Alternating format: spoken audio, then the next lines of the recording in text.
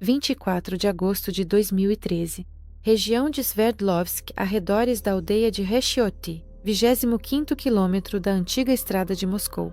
Moradores locais entram na floresta para colher cogumelos.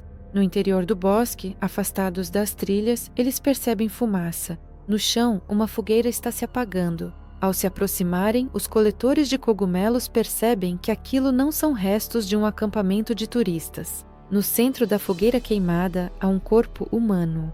O cadáver está de bruços, diretamente sobre as brasas. O fogo destruiu praticamente tudo o que seria necessário para uma identificação rápida. O rosto está completamente queimado. A pele das mãos está tão danificada que é impossível reconhecê-la. O criminoso agiu de forma metódica, claramente tentando eliminar qualquer possibilidade de identificação. Lembro que o corpo de uma jovem com o pescoço quebrado foi encontrado em uma floresta nos arredores de Pervouralsk. O rosto da jovem estava tão queimado que o irmão e a mãe da modelo, desaparecida, não conseguiram reconhecer Yulia Loshagina nela. No entanto, um dia depois, a análise de DNA confirmou: o corpo encontrado na floresta pertence à famosa modelo. No entanto, as chamas pouparam um detalhe. Nos pés da vítima permaneceu uma pedicure impecável e recente, com esmalte de cor viva. Foi justamente esse detalhe que se tornou a primeira e principal pista para a investigação. Enquanto os peritos isolam o perímetro e examinam o local do crime, a 25 quilômetros dali, no centro de Ekaterimburgo, a vida segue normalmente. Ninguém ainda sabe que o corpo encontrado no buraco sujo pertence a uma das modelos mais conhecidas da capital dos Urais. Enquanto os peritos examinavam o local da descoberta perto de Reshioti, no centro de Ekaterimburgo, no 17º andar de um prédio de luxo, a vida cara e habitual seguia seu curso. Aqui, em um espaço de 400 metros quadrados com tetos de 8 metros de altura, morava o fotógrafo Dmitry Loshagin. O dono do loft se comportava como se nada tivesse mudado em sua rotina. No entanto, sua esposa, Yulia Prokopieva, estava ausente do apartamento desde a noite de 22 de agosto. O paradoxo daquela semana estava na completa inação da única pessoa que deveria ter notado primeiro o desaparecimento da esposa. A denúncia à polícia só foi feita em 31 de agosto, 9 dias após o desaparecimento. E não foi o marido quem a fez, mas sim a mãe e o irmão de Yulia, que começaram a soar o alarme ao perderem contato com a parente. Dmitry não registrou o desaparecimento.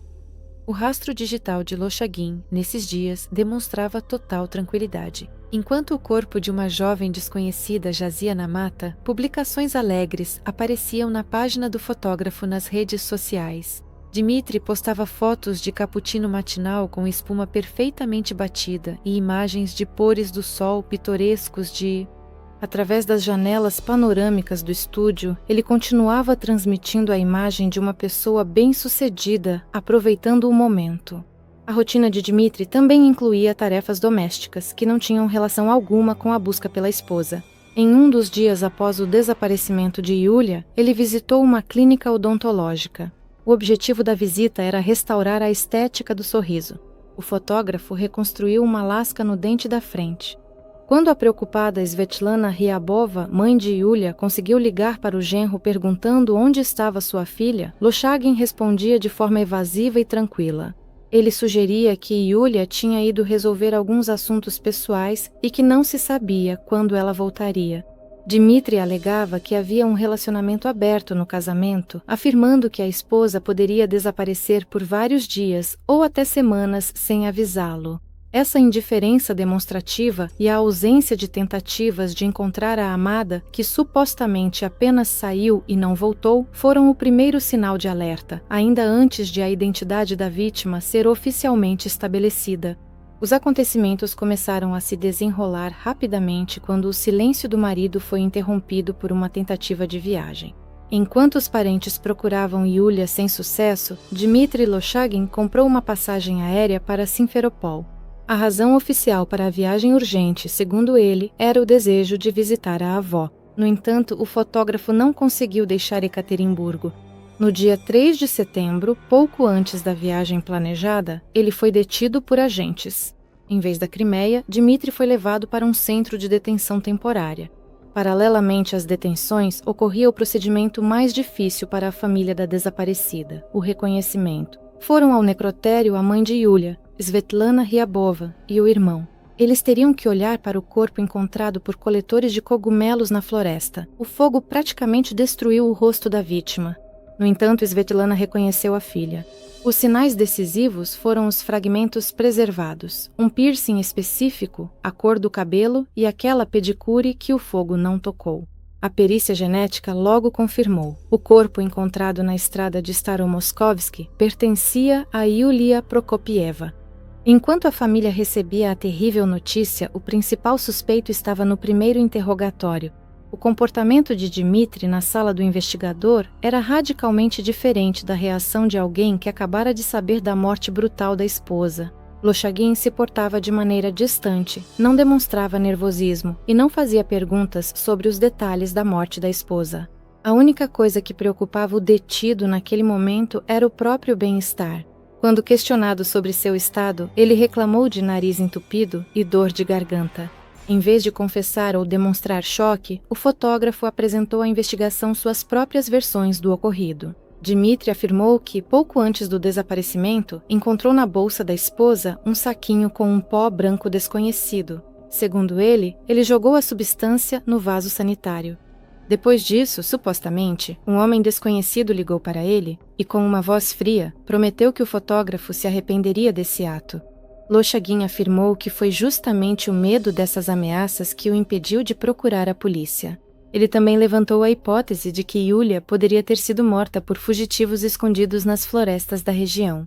No entanto, os investigadores estavam mais interessados não nas teorias sobre a narcotraficância, mas sim nos deslocamentos reais do próprio Dmitri. Para entender onde a vida de Yulia foi interrompida, é necessário examinar detalhadamente o local que o casal chamava de lar. O loft de Lochagin ficava no 17º andar e ocupava uma área de 400 metros quadrados. Esse espaço, comprado pelo fotógrafo por 17 milhões de rublos, era o que menos lembrava um apartamento padrão. A altura do teto chegava a 8 metros. Janelas enormes davam para a cidade, e o interior era feito em um estilo industrial austero. Concreto, vidro, tubulações expostas, o ambiente lembrava um galpão de fábrica ou um hangar caro, onde, em meio ao vazio e ao eco, viviam 2 pessoas. A equipe de investigação, que chegou para realizar a busca, imediatamente se deparou com o problema da escala. Em um espaço tão enorme, repleto de áreas técnicas e adereços, esconder provas não era difícil. No entanto, os peritos criminais registraram um detalhe importante: cacos de uma taça quebrada. Essa descoberta indicava diretamente que, pouco antes do desaparecimento da dona da casa, houve um conflito ali, que evoluiu para um confronto físico. A segunda evidência, ainda mais séria, foi a ausência de informações. O sistema de videomonitoramento da casa funcionava perfeitamente, mas as gravações justamente do período em que Yulia supostamente deixou o apartamento desapareceram. Alguém deletou intencionalmente os arquivos dos servidores, criando uma lacuna digital na cronologia dos acontecimentos. O acesso ao equipamento era restrito a um círculo limitado de pessoas, incluindo o proprietário do estúdio. Para entender o que exatamente foi destruído naquela noite de agosto, é necessário retroceder na cronologia e considerar os envolvidos não como réus de um processo criminal, mas como pessoas reais, com suas ambições e passados. O alicerce dessa história foi lançado muito antes da compra do loft, no início dos anos 2000, quando uma nova elite social estava se formando em Ekaterimburgo. Na época em que conheceu Yulia, Dmitri Lochagin já era uma celebridade local. Sua carreira começou de forma meteórica.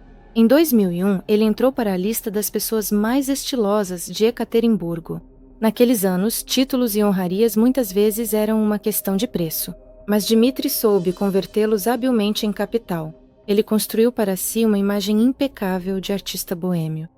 O ano de 2004 tornou-se uma parte importante de sua biografia. Dmitri se casou com Tatiana, vencedora do concurso Miss Ekaterimburgo. Não era apenas um casamento, mas uma união de negócios eficiente. O casal trabalhava em conjunto na agência. Lochagin fotografava, Tatiana criava os visuais e fazia a maquiagem. O filho Daniil nasceu na família. Mesmo após o divórcio, que aconteceu 5 anos depois, a ligação profissional deles não se rompeu, continuaram trabalhando no mesmo local. A presença da ex-mulher na vida de Dmitri, com quem ele divide negócios e passado, posteriormente se tornará um poderoso catalisador de conflitos em sua nova família. A biografia de Yulia Prokopieva começou na industrial Nizhny Tagil. Ela nasceu em 19 de agosto de 1985 e, desde os 14 anos, começou a frequentar a escola de modelos local Sudarushka. A jovem tinha atributos objetivos para uma carreira internacional. Aos 16 anos, ela foi para uma seleção em Moscou, onde estavam presentes representantes de agências ocidentais. O olheiro italiano Mauro Paramentieri destacou pessoalmente Yulia e lhe ofereceu um contrato em Milão. No entanto, a carreira na Europa não se concretizou. A mãe de Yulia, Svetlana Ryabova, também sonhava em ser modelo quando jovem, mas não recebeu permissão de seus pais. Anos depois, a situação se repetiu de forma inversa. Svetlana não deixou a filha ir para o exterior, achando que Nizhny Tagil era mais seguro do que Milão. O primeiro encontro dos futuros cônjuges aconteceu no concurso Miss Nizhny Tagil. Loshagin, já um fotógrafo conhecido, ofereceu à jovem participante um portfólio profissional gratuito, como presente. Yulia aceitou, mas naquela época as coisas não passaram de uma sessão de fotos profissional. O relacionamento só começou em 2005, quando a modelo de 25 anos se mudou para Ekaterimburgo. A viagem deles juntos para a Índia foi decisiva para o destino do casal. Lá, observando Yulia posar de vestido de noiva montada em um elefante, Loshagin decidiu pedi-la em casamento. Ele disse a frase que mais tarde seria citada por toda a mídia: "Quero olhar para este mundo através do reflexo dos teus olhos. Sonho envelhecer ao seu lado, caminhar pela praia e segurar sua mão." O casal recusou uma cerimônia de casamento tradicional e luxuosa com convidados. Eles se casaram no cartório e imediatamente voaram para a República Tcheca. Praga se tornou um lugar especial para eles. Lá morava um amigo de Dmitri, um estilista, de quem os recém-casados alugaram um apartamento. A cidade impressionou tanto o casal que eles criaram um plano concreto de fuga da realidade: vender o loft em Ekaterimburgo, comprar um imóvel em Praga e se mudar para a Europa para sempre, para, como dizia Loshagin, passear com os cachorros em parques tranquilos. Até realizarem esse plano, eles construíam a fachada de uma vida ideal na Rússia. De fora, Dmitri e Yulia pareciam manequins bonitos em uma vitrine cara. 2 carros esportivos, roupas de grife, 2 cachorrinhos. Em janeiro de 2013, apenas 6 meses antes da tragédia, o casal concedeu uma grande entrevista para a televisão. O material visual dessa gravação agora é percebido de forma especialmente intensa. Eles se chamam exclusivamente de amores. Na cena, há uma completa idílica e total compreensão mútua, que, como o tempo mostrará, eram apenas uma decoração de qualidade no estúdio com tetos de 8 metros de altura. A vida real dos cônjuges Loshagin era significativamente diferente daquela imagem que eles transmitiam para as câmeras. Por trás da fachada de sucesso escondia-se uma instabilidade financeira baseada em dívidas. Apesar do status de fotógrafo requisitado, cujos honorários por sessão variavam de 30 a 50 mil rublos, o orçamento da família estava à beira do colapso. O Audi TT branco que Dmitri deu de presente para a esposa foi comprado a crédito. As viagens para a Europa, sobre as quais o casal postava belas fotos nas redes sociais, na verdade aconteciam em modo de economia. Os cônjuges viajavam de classe econômica e se hospedavam em hotéis baratos. Dentro do loft, a atmosfera também estava longe de ser aconchegante. O irmão de Yulia contou que a irmã se queixava repetidamente de agressões físicas. O controle por parte do marido chegava ao ponto da paranoia. A mãe da jovem, Svetlana, afirmou que Dmitri instalava escutas e vigiava a da esposa. O episódio mais revelador dos conflitos domésticos deles aconteceu em março. Durante uma briga, Loshagin colocou Yulia, despida, na varanda e trancou a porta. Para voltar ao ambiente aquecido, a jovem teve que quebrar o vidro. A imagem de Dmitri como uma pessoa gentil também era destruída por outros fatos que demonstravam uma insensibilidade emocional peculiar. Certa vez, o fotógrafo, enquanto dirigia, empurrou bruscamente o banco do motorista para trás, sabendo muito bem que no espaço atrás dele estava o cachorro favorito da esposa. O animal morreu devido ao impacto com o encosto do banco. Loshagin não demonstrou compaixão ou tristeza e, em pouco tempo, simplesmente comprou outro cachorro da mesma raça, substituindo o animal falecido como se fosse um acessório quebrado. Yulia também não era uma vítima passiva. Ela tinha um temperamento forte, recusou-se a adotar o sobrenome do marido, permanecendo Prokopieva, e entrava abertamente em conflito com o passado dele. O relacionamento com a primeira esposa de Dmitri, Tatiana, transformou-se em uma guerra aberta. Após o casamento com Yulia, o fotógrafo parou de pagar pensão alimentícia à antiga família para o filho Daniil, embora o valor fosse de apenas 25 mil rublos. A rivalidade atingiu o auge em um dos eventos no Hotel Hyatt, onde Prokopieva, de forma demonstrativa, derramou uma taça de vinho na cabeça de Tatiana. Foi exatamente esse coquetel explosivo de ciúmes, dívidas e reclamações mútuas que tomou conta do loft até agosto de 2013. A cronologia da tragédia converge para um único ponto, a noite de 22 de agosto de 2013. Naquela noite, o loft recebia convidados. O motivo da reunião foi uma data dupla, a abertura de uma exposição de quadros e a comemoração do aniversário da anfitriã. No dia 19 de agosto, Yulia Prokopieva completou 28 anos. Mas, no próprio dia do aniversário, a aniversariante não estava na cidade, por isso, a celebração foi adiada por 3 dias. O início da noite não dava sinais de conflitos. Havia música ao vivo, os convidados conversavam e o ambiente parecia descontraído. A situação mudou num instante por causa de um gesto de cortesia. Dmitri Loshagin entregou um buquê de flores à artista, cujas obras estavam expostas no estúdio. Essa atitude provocou uma reação brusca em Yulia. Testemunhas relataram que ela fez uma cena com o marido bem na frente de outras pessoas. A tentativa de Dmitri de amenizar a situação fracassou. Mesmo quando ele deu à esposa um buquê idêntico, ela ainda assim não se acalmou. A tensão entre o casal tornou-se evidente para todos ao redor. Perto da meia-noite, quando o programa da noite estava chegando ao fim, os convidados foram convidados a subir até o terraço para apreciar a vista de Ekaterimburgo à noite do alto do 17º andar. Foi exatamente lá que a câmera de vigilância registrou as últimas imagens com Yulia ainda viva. Esse trecho se tornou o ponto final da cronologia antes que as gravações fossem apagadas. Na gravação, é possível ver Loshagin segurando a esposa pelo braço. Nesse gesto não há agressão evidente, mas há insistência. Ele a tira do círculo de convidados e a conduz em direção à sala técnica. O fotógrafo abre a porta para a esposa, deixando-a passar na frente e entra logo atrás. A porta se fecha. A partir desse momento, ninguém mais presente no terraço viu Yulia novamente. A festa foi terminando aos poucos. Os convidados foram embora para casa, deixando o casal sozinho no espaço fechado do loft, onde começou a parte da noite oculta aos olhos de todos. O principal mistério técnico para a investigação foi a logística de movimentação do corpo. Levar um adulto para fora de um condomínio residencial vigiado sem ser notado é uma tarefa difícil, até mesmo para um profissional. A resposta para a pergunta de como isso foi feito foi dada por especialistas em informática forense. Eles conseguiram recuperar parcialmente arquivos apagados dos servidores de videomonitoramento. Nas imagens granuladas, é possível ver Dmitri Loshagin se movendo pelos corredores com um objeto volumoso nas mãos. Era um grande recipiente plástico transparente do sortimento da loja IKEA. O conteúdo da caixa estava bem enrolado em um cobertor, escondendo os detalhes de olhares curiosos. Para confirmar a possibilidade de transportar um corpo dessa forma, os investigadores realizaram um experimento forense.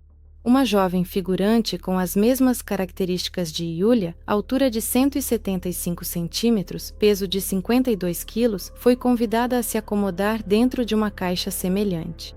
O experimento comprovou que uma garota magra realmente cabe em um espaço limitado, se ela for colocada na posição fetal, joelhos dobrados e puxados contra o peito, braços estendidos ao longo do corpo. No entanto, surgiu uma questão sobre as capacidades físicas do próprio fotógrafo.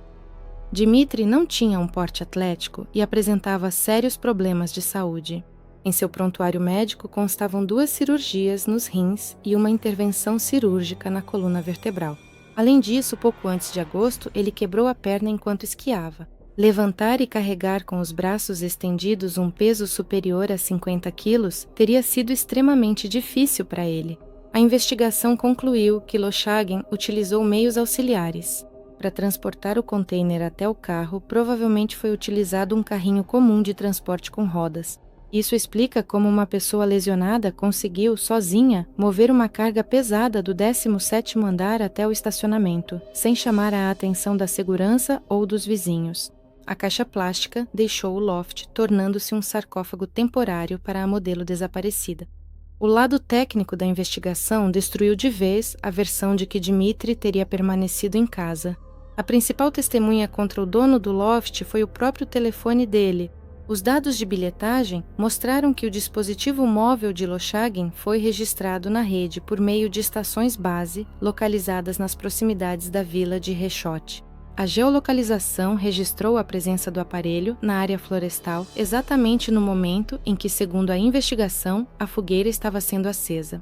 As provas digitais somaram-se às geológicas. Os peritos criminais apreenderam o calçado do suspeito para análise laboratorial. Nas solas dos tênis de Dmitri, os peritos encontraram partículas de solo que, em sua composição química e mineral, não correspondiam à poeira urbana de Ekaterimburgo.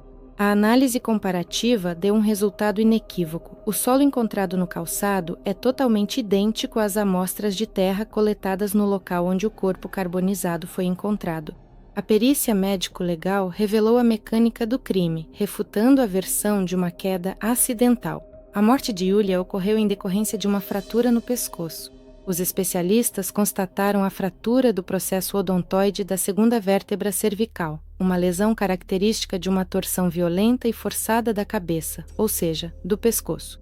O laudo médico também continha um fato que agravava ainda mais o ocorrido. Antes de morrer, a jovem foi submetida a uma violência íntima brutal. O quadro da luta no apartamento foi complementado por uma descoberta feita durante a busca no loft. Os investigadores encontraram um pedaço de tecido, um fragmento arrancado da manga de uma camisa masculina. A perícia confirmou que esse pedaço de tecido pertence àquela mesma camisa que Dmitri usava na festa do dia 22 de agosto. Esse detalhe indicava claramente que houve uma luta física ativa entre os cônjuges, durante a qual a roupa do agressor foi rasgada. A combinação dos registros telefônicos, do solo, da natureza dos ferimentos e das roupas rasgadas formou uma base de provas que parecia exaustiva para os promotores. No dia 25 de dezembro de 2014, no Tribunal de Outubro de Ekaterimburgo, foi proferido um veredicto que se tornou uma completa surpresa para a acusação. O juiz decidiu absolver Dmitri Lochagin. Apesar dos dados de bilhetagem e dos resultados da perícia, o tribunal considerou as provas reunidas como indiretas e insuficientes. O princípio da presunção de inocência funcionou a favor do fotógrafo. O homem com o reconhecível suéter laranja foi libertado da custódia diretamente na sala de audiências. As primeiras palavras de Dmitri em liberdade não foram sobre a memória da esposa falecida, mas sim sobre seu próprio conforto pessoal. À pergunta dos jornalistas sobre seus planos, ele respondeu de forma bastante específica: "Vou para a sauna. No centro de detenção, o banho é uma vez por semana. Para mim, isso é claramente insuficiente. Sauna, pedicure, massagem, creme." As ações corresponderam à declaração. A primeira coisa que Lochagin fez foi ir para uma casa de campo, onde passou 3 horas na sauna. A visita ao túmulo de Yulia não entrou na agenda do recém-libertado. O depoimento de um perito médico-legista independente desempenhou um papel fundamental no colapso da primeira linha de acusação. O especialista questionou as conclusões dos peritos criminais do Estado, afirmando que a morte de Yulia ocorreu muito mais tarde, apenas 6 a 8 horas antes de o corpo ser encontrado pelos coletores de cogumelos. Esse intervalo de tempo automaticamente criava um álibi para o marido. O segundo argumento do perito foi a mecânica da lesão. O especialista afirmou que para fraturar o processo odontoide é necessária uma preparação física específica e conhecimento de anatomia, características típicas de membros das forças de segurança. Como o fotógrafo não era um agente das forças especiais, o tribunal aceitou a versão da defesa. Enquanto a promotoria preparava o recurso, Dmitri transformou seu loft em um espaço para coletivas de imprensa, aceitando entrevistas exclusivas apenas por grandes cachês. O triunfo da defesa não durou muito. A sentença absolutória, que permitiu ao fotógrafo desfrutar de um banho russo e da liberdade, foi anulada por uma instância superior. O caso foi encaminhado para uma nova análise, durante a qual a situação do acusado mudou radicalmente. Se no primeiro julgamento a ex-esposa de Dmitry, Tatiana, era sua defensora ferrenha, no segundo julgamento sua retórica mudou completamente, em 180 graus. O ponto de virada crucial foi a declaração de Tatiana ao vivo na televisão federal e na sala do tribunal. A mulher informou que Lochagin confessou a ela o assassinato. Segundo a testemunha, Dmitry descreveu os acontecimentos daquela noite como uma trágica casualidade. Supostamente, durante uma briga, ele empurrou Yulia, ela caiu, bateu-se e morreu. Com medo das consequências, ele decidiu se livrar do corpo. No entanto, o comportamento da própria Tatiana levantou questões entre os observadores. Ela mudava de depoimento e de aparência com muita frequência, circulando entre programas de TV e o tribunal, chamando o ex-marido, ora de santo, ora de tirano. Apesar da apresentação confusa, a versão de Tatiana sobre uma queda acidental entrou em contradição direta com os materiais da perícia médico-legal. A natureza da lesão de Yulia excluía a possibilidade de morte por uma queda da própria altura. O processo odontoide fraturado indicava uma torção intencional e forçada do pescoço. Além disso, a história sobre um empurrão acidental não explicava de forma alguma os vestígios de violência anteriores à morte, registrados pelos peritos. O tribunal considerou a base probatória da acusação suficiente. Os argumentos da defesa sobre a não participação foram rejeitados. O resultado do segundo julgamento foi uma sentença condenatória, 10 anos de prisão em uma colônia de regime fechado. Mais tarde, essa pena foi ligeiramente reduzida em 2 meses. Em sua última declaração, Dmitry Lochagin não demonstrou arrependimento. Ele se dirigiu ao tribunal afirmando que, se estivesse no lugar da promotoria, que via o caso desmoronar, teria feito um gesto bonito e retirado todas as acusações. O fotógrafo resumiu dizendo que o sistema não sabe reconhecer seus próprios erros. A promotoria não fez nenhum gesto bonito. As algemas foram colocadas nos pulsos de Dmitry, e ele passou oficialmente do status de socialite para o de condenado por assassinato. Ao chegar à colônia, Dmitry Lochagin não mudou seu jeito de se portar. Ele publicamente chamou a sentença de 10 anos de uma viagem criativa e descreveu a vida na prisão como condições ideais para o desenvolvimento filosófico e o eremitismo. Enquanto a administração da colônia penal registrava em seus relatórios que o detento não participava da vida comunitária do grupo e ignorava as atividades educativas, o fotógrafo praticava yoga e mantinha uma calma gelada. No entanto, seu distanciamento demonstrativo do mundo exterior dizia respeito apenas às emoções e não às questões materiais. Estando atrás das grades, o viúvo iniciou uma guerra jurídica cínica contra a família da esposa que ele matou. Lochagin entrou com um processo de 105 páginas exigindo a divisão da herança de Yulia. O objeto da disputa eram 2 carros Audi ATT, mas as reivindicações financeiras não se limitavam à divisão dos bens. Dmitry exigiu que a mãe da falecida, Svetlana Ryabova, quitasse seu empréstimo pessoal no valor de 2,5 milhões de rublos. A pessoa que destruiu fisicamente a filha tentava juridicamente impor aos pais dela o pagamento de suas dívidas antigas. O sistema judiciário que o fotógrafo criticou em sua última declaração acabou demonstrando uma inesperada indulgência para com ele. Em agosto de 2022, o Tribunal Distrital de Tchaikovsky, em Ekaterimburgo, acatou o recurso de liberdade condicional antecipada. Dmitry foi libertado 1 ano e 6 meses antes do término total da pena. Essa decisão foi tomada apesar da posição rígida da promotoria, da administração da colônia e das vítimas. O advogado Sergei Jorin considerou o veredicto estranho, levando em conta que o condenado, durante todos esses anos, nunca admitiu a culpa, nem pediu desculpas à família da vítima. O desfecho dessa história deixa um gosto amargo devido aos fatos que ligam Lochagin a mais uma tragédia. Em 1998, a modelo Olesia Demidova trabalhava em Nizhny Tagil. Junto com sua mãe, Galina Landaner, ela dirigia a agência Sudarushka. Foi justamente nessa escola que, 1 ano após a morte de Olesia, a jovem Yulia Prokopieva ingressou, tornando-se para a enlutada Galina sua aluna favorita e praticamente uma segunda filha. Mas então, no dia 19 de dezembro de 1998, Olesya foi a Ekaterimburgo para um evento social da agência de modelos Alexandria.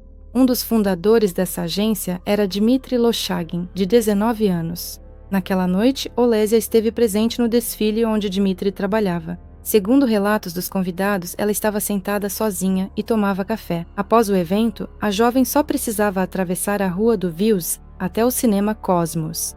O trajeto não levava mais de 5 minutos, mas ela nunca chegou ao segundo destino. Olesya desapareceu no centro da cidade tão misteriosamente quanto, 15 anos depois, Yulia desapareceria no loft.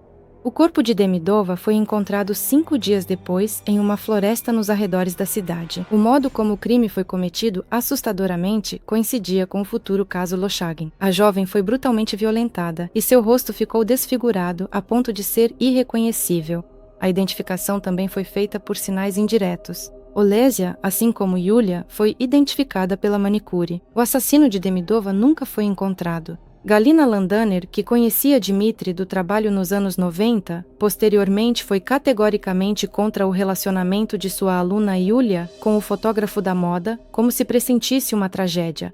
Hoje, Dmitry Loshagin está em liberdade, deixando para trás 2 histórias espelhadas de morte com uma diferença de 15 anos.